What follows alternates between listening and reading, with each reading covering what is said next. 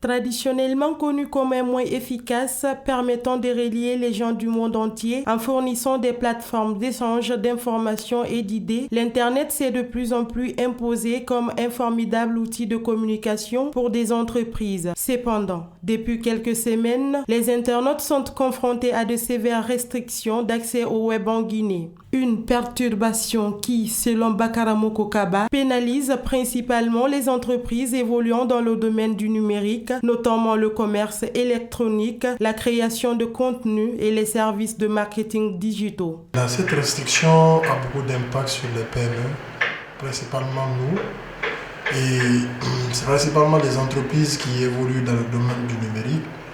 Outre que ça, ceux qui évoluent dans le e-commerce. Il y a beaucoup d'applications que nous utilisons, comme les applications des examens personnes view que nos apprenants utilisent.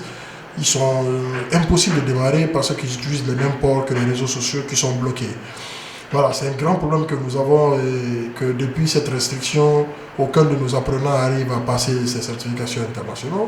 Face à la menace croissante de cyberattaques et de piratage, l'utilisation des VPN gratuits expose encore plus les données personnelles ainsi que la fuite d'adresses IP, nous souligne ce manager d'entreprise. C'est l'utilisation d'abord de ces VPN gratuits, c'est-à-dire nous vendons nos informations à des inconnus pour pouvoir contourner les restrictions, ce qui expose beaucoup de personnes, ce qui expose la vie privée de beaucoup de personnes et des informations qui risquent de se retrouver dans le dark web. Ce sont ces informations qui sont utilisées parfois par certaines personnes qui utilisent pour faire le phishing.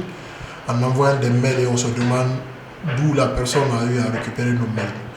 Pour cette jeune créatrice de contenu, cet accès très limité aux réseaux sociaux est une manifestation flagrante de la violation du droit à l'information. Elle condamne également le manque de communication des autorités compétentes autour de cette problématique. Le fait de couper la connexion, moi je pense que c'est quelque chose qui ne doit pas se faire, notamment surtout que c'est notre droit, mais qu'en plus de ça, on ne sait pas pourquoi la connexion est coupée.